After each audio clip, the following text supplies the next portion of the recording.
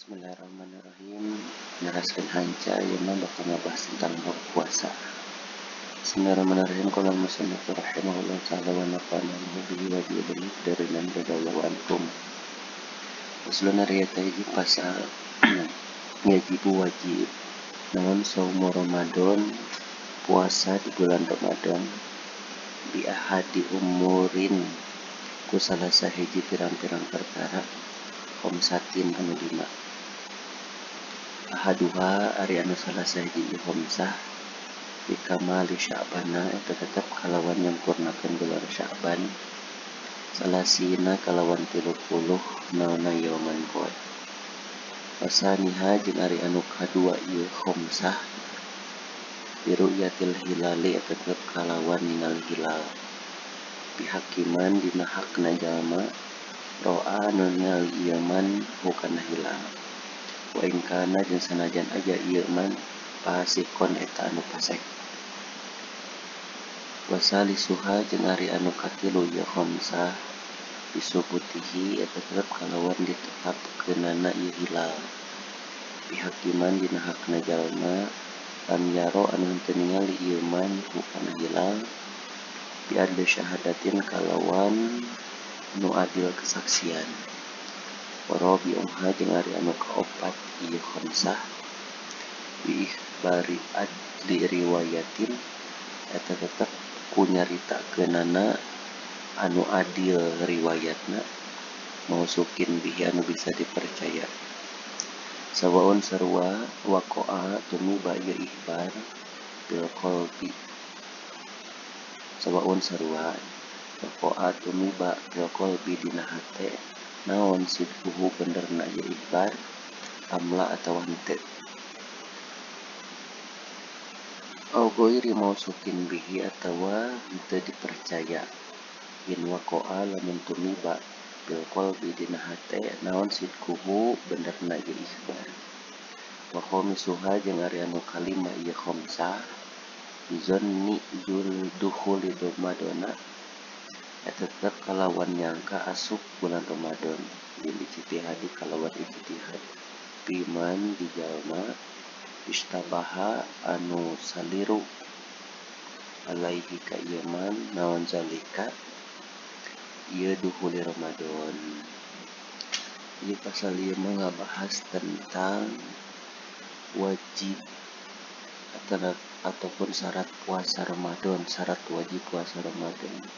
Jadi puasa Ramadan itu wajib dilaksanakeun dengan cara salah sahiji anu ieu, salah sahiji ti anu 5. Mana salah sahiji anu kelima teh?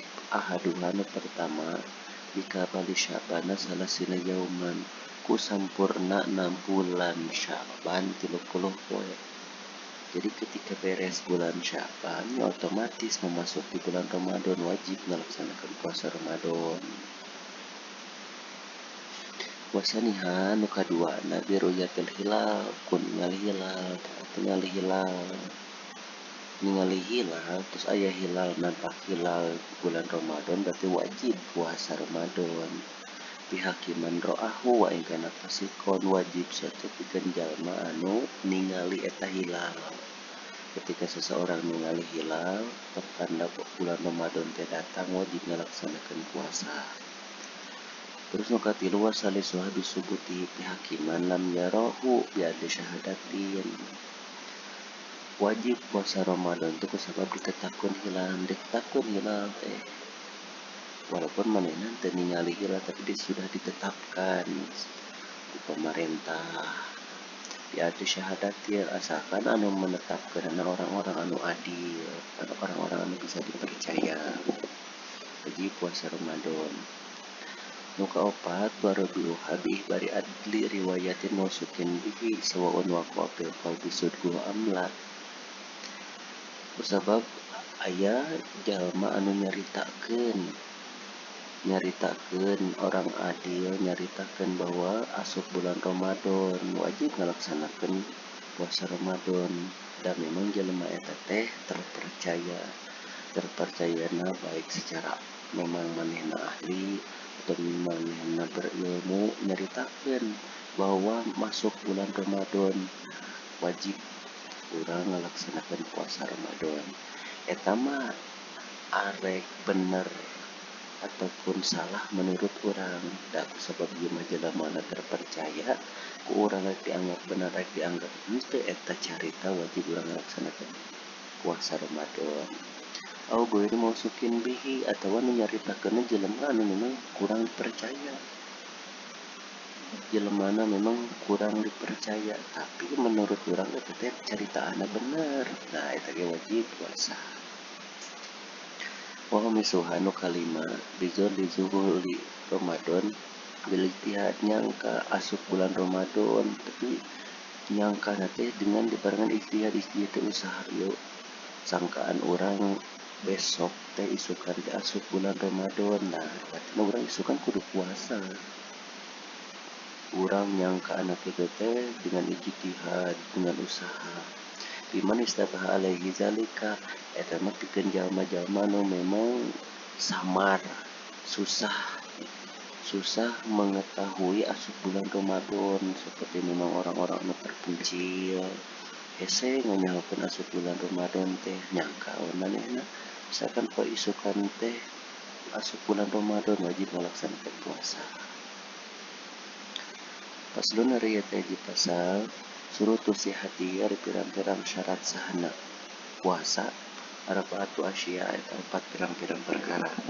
Islamun kaji Islam aklun yang berakal wa naqaun jeung suci anahwi haidin ti anu sapati haid wa ilmun jeung nyaho bi kaunil wakti kana ayana waktu qabilan eta anu narima li saumi kana puasa. Ieu mah ngabahas tentang syarat puasa.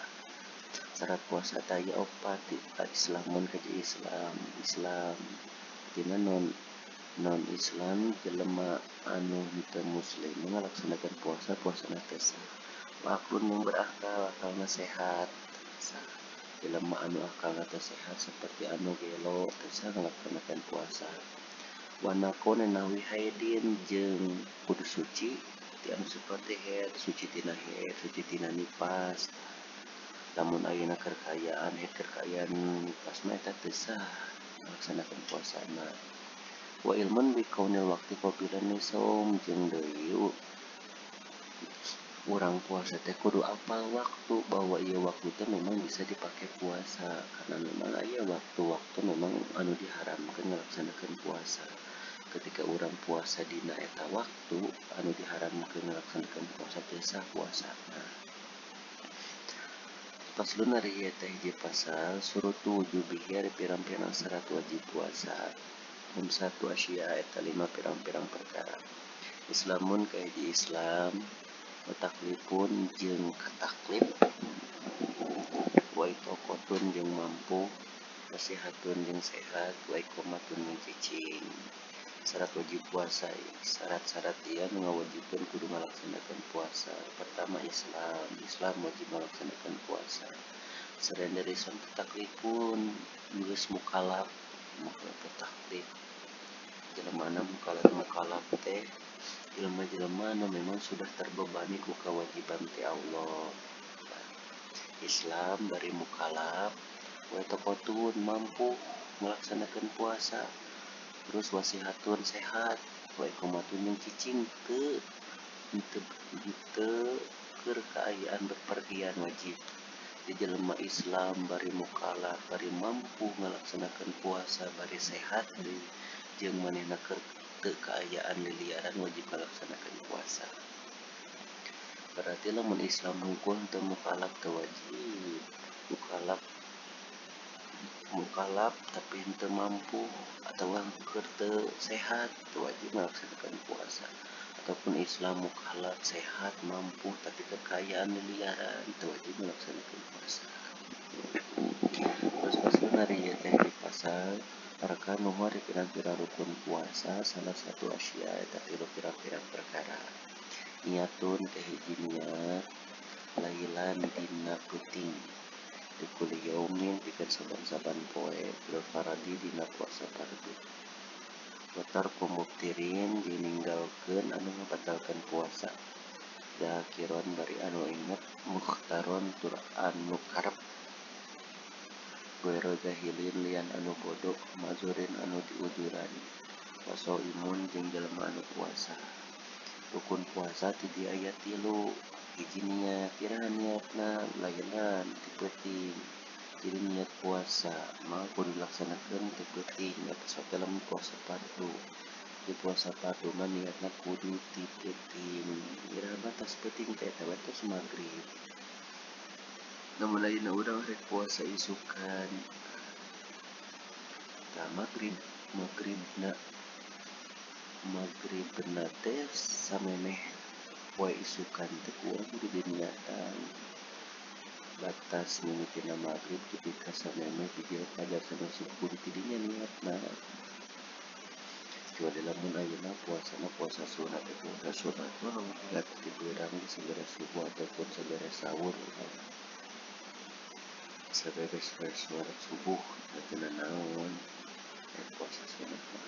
Tapi puasa wajib mah niatna kudu ti peutingna samemeh ngalaksanakeun puasa. Terus nu kaduana rukun puasa teh watar kumuktirin kudu ninggalkeun hal-hal anu memang ngabatalkeun kana puasa. Ulah ngalaksanakeun pembatalan puasa. Kalau puasana bakal batal. Zakiron muhtaron bari inget bari karep sadar. Guero jahilin ma'zurin kecuali lamun memang jelema bodoh anu diujuran. Ketika jelema bodoh anu diujuran teh jelema bodoh anu dihampura. Teu nyaho tapi dihampura. Karena memang seperti manehna misalkan teu bisa ngalaksanakeun belajar, teu bisa tolak ilmu, seperti tempatna jauh ataupun memang karak kesup Islam, eta mah bodoh diujuran ketika ngalaksanakeun pembatalan puasa dihampura. Poso imun di jelema anu puasana eta rukun puasa. Faslun ari teh hiji pasal wa yajibu jeung wajib ma'al qada sarta qada isaumi kana puasa. Naon al kafaratu kifarat al utsmanu gede wa ta'ziru jeung iwarah. Alaman ka jalma absada anu ngaruksak ieu man saumahu kana puasa ieu man fi Ramadana dina bulan Ramadan yauman dina sapoe kamilan anu sampurna bijimain kujima tamin anu sampurna hasimin tur anu dosa bihi ku sambal jima isaumi kana puasa. Wajibu jeung wajib ma'al qada sarta qada naon al imsak kunahan isaumi kana puasa bisitati mawadi'a dina genep pirang-pirang perkara dina pirang-pirang tempat. Al awalu ari anu ti heula fi Ramadana eta tetep dina puasa Ramadan. Tapi guerihin teh dina lian Ramadan. Ala mu'tadin ka anu ngahaja bifitrihi kalawan buka puasa. Wasania jeung ari anu kadua ala tarikin niati eta tetep ka anu ninggalkeun niat puasa lailan dina peuting tur fardi dina puasa fardu. Wasalisu jeung ari anu katilu alaman eta tetep ka jalma tasaharo anu sahur ieu mah zonan bari anu nyangka bako al-laili kana tetepna peuting. Abana maka jelas naon khilafuhu sulayana ieu zon.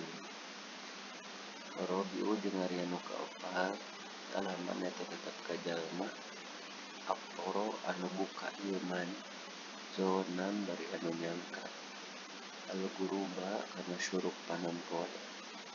Babana maka jelas naon khilafuhu sulayana ieu zon aidon deui.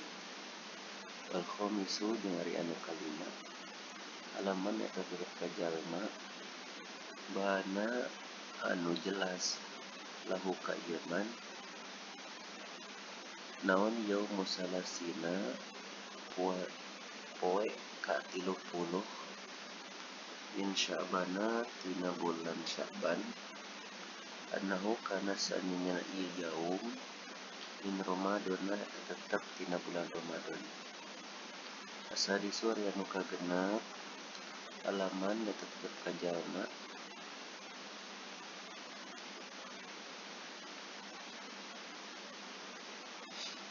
Sabako anu mihelaan bukaman naon maul mubalaghah cai ngabanget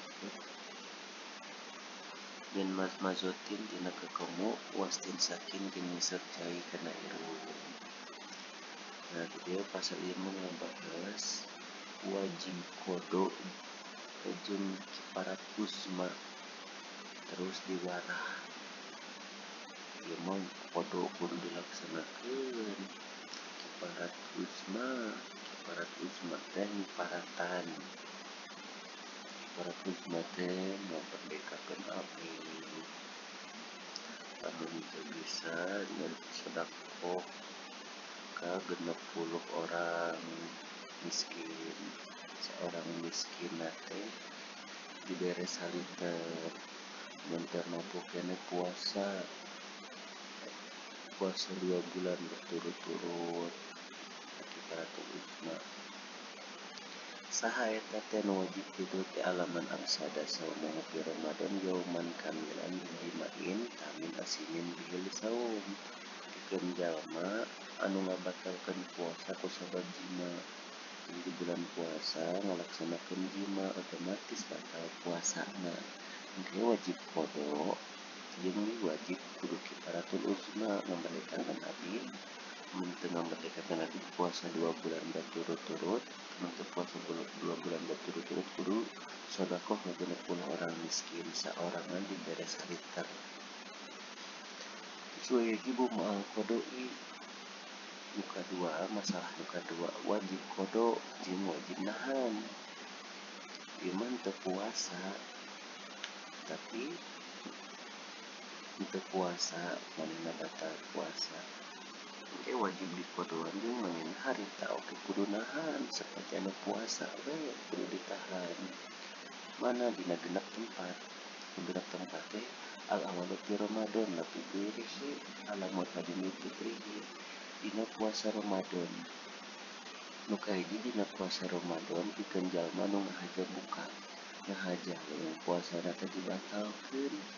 Nah engke teh manehna kudu ngodoan. Terus dina poe harita oge manehna ulah barang dahar sarua we jeung jelema anu puasa. Wajib nahanna teh jeung sanajan manehna geus batal kudu nahan. Seperti anu puasa wajib dikodoan. Eta dina puasa Ramadan puasa-puasa lain mah teh. Puasa ni ala tarikin niat Lailatul Fardhi. Nu kadua pikeun jalma anu henteu niat ti peuting. Kan otomatis lamun ti peutingna henteu niat berarti urang teh puasa da disyaratkeun dina puasa Ramadan. Dina puasa tahunan niatna kudu ti peuting. Ngawayahna najan urang ayeuna henteu puasa oge da henteu niat teh kudu nahan urang teh. Kudu nahan teh maksudna teu ngalaksanakeun pembatalan puasa walaupun urang keur teu puasa. Engke puasana kudu dikodoan. Puasa lesu lamun tasaharozonan bako alari babana hilapuh nu katiluna pikeun jalma nu nyangka keur sahur teh bahwa ieu teh geus keneh waktuna sahur. Ari pek deui geus subuh ieu mah sorea waktu sahur mah geus menjana puasa. Nah berarti manehna henteu puasa, teu sah puasana. Tah eta oge kudu dikodo ge puasana jeung manehna kudu nahan. Terus najan manehna henteu puasa ge kudu nahan saperti jalma anu puasa. Nu kaopatna alaman aftarozonan al-ghuruba fabarahin apu aidon. Aya nu berhubungan jeung buka we di isu puasa tika sore buka we dan sekarang saat teh geus magrib ari pek teh can magribna teh berarti batal puasana. Tah eta wajib dikodoan puasana cuma kudu nahan ulah diteruskeun. Bukana teh kewe nungguan waktuna buka nah tahan heula misalkan puasana geus batal. Al-khamisun nu kalimana laman ba'da lahu yaumu salasina min Sa'ban anahu min Ramadan. Ieu mah pikeun jalma pas tanggal 30 bulan Sa'ban teh jelas bahwa tanggal 30 bulan Sa'ban teh geus masuk bulan Ramadan. seperti kieu. Aya jalma nyangka bahwa poe ayeuna teh misalkan itu masih kena tanggal 30 bulan Saban hari PT geus rada beurangna ditetepkeun bahwa ayeuna teh geus asup bulan Ramadan, sedangkan orang kan teu puasa ada sangkaan orang teh tanggal 30 kene bulan Saban daripada halus tanggal 1 Ramadan. Nah, eta urang teu puasa kan dan teu niat puasa. Nah, didinya urang kudu nahan, kudu dikodoan puasa teh. Terus urang kudu nahan seperti jelema anu puasa. Asa disuan nu kagenepna alaman sabakahu ma'ul mubalaghati min majmabatin wastin sahin. Ima pikeun jalma anu memang ngalaksanakeun wudu gakemu istinsak asup deui ka jero kan eta batal puasana. Nah, eta kudu dikodoan jeung jelema kudu nahan deui seperti jelema anu puasa.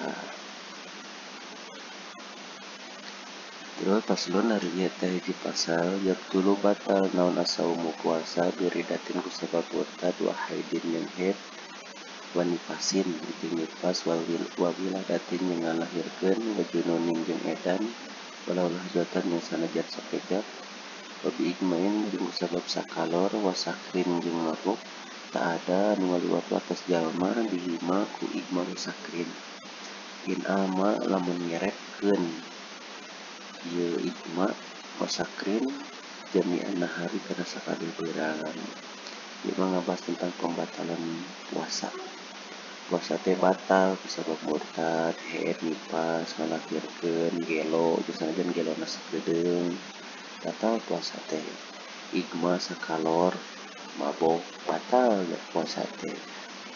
Tak ada bihima lamun memang igma jeung sakarona teh tamang ngahaja kusabab hal-hal anu memang dihaja ngalewat batas. Batal serta in ama jami'an nahari lamun memang kaayaan sakalor mabokna teh mere meakeun beurang terus full urang teh sadina puasa teh igma jeung sakalor batal puasana. Lamun sakedeung masa sakejap teh teh batal. Paslon ari ieu teh hiji pasal al-iftaru ari buka fi Ramadan dina bulan Ramadan arba'atu anwa'in eta 4 pirang-pirang rupa. Wajibun hiji anu wajib kama fil haidi cara di jalma anu haid wa nifasa jeung anu nifas. Wa jaizun jeung anu meunang kama fil musafiri cara di anu meunang. Cara di anu liar. Wal maridi jeung anu gering. Wala jeung teu wajib wala jeung teu meunang kama fil majnuni cara di anu edan.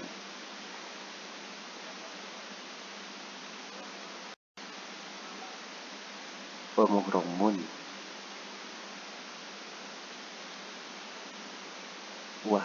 wa muhrimun jeung anu diharamkeun kaman cara jalma akhara anu ngahir-ngahir ieu man qada Ramadan kana ngadoan puasa Ramadan ma tamukunihi sarta mampuh kodo hatta doko hingga sempit naon waktu-waktu anputin kodo. Wa aqsamul iftari jeung ari pirang-pirang bagian buka arba'atun eta aya 4 daidun deui. Awaluha anu mimiti arba'ah manyata barang yalzamu anu wajib dina ieu ma naon al-qada wal fidyatu jeung fidyah. Wa huwa jeung ari ieu ma isnani nyata aya 2. Al-awalu ari nu teh heula al-iftaru nyata buka li khaufin karena sieun ala goiri kalian jalma. Rasana jeung ari anu kadua al-iftaru nyata buka ma takhiri kodoin sarta ngahir-ngahir kodo ma imkanihi sarta bisa kodo hatta ya'tiya hingga datang Ramadan bulan Ramadan akhir anu sejen. Wasalisuha jeung ari anu wasaniha jeung ari anu kadua Isnin manyata barang yalzamu anu wajib dina ieu ma naon al-qada kuduna fidyah yang fidyah. Bahwa jeung ari ieu ma yaksuru nyata seueur ieu ma kamuk maalai cara anu sakalor. Wasalisuha jeung ari anu katilu wasalisuha jeung ari anu katilu arba'ah Manyata barangnya zaman wajib hidina ieu mana alfidyatu fidyah dunal qada inta qada. Bahwa jeung ari ieu mah syaihun takolot kabirun anu pikun murduha jeung ari anu kaopat arba'ah la nyata hita wajib qada waladun teu wajib fidyah bahwa jeung ari ieu robi al majnun nyata jalma anu edan al lam yata'adda anu teu ngaliwat wates ieu laji bijunun ku sabab edana ieu laji. Mungkin penjelasan konten pada selesai.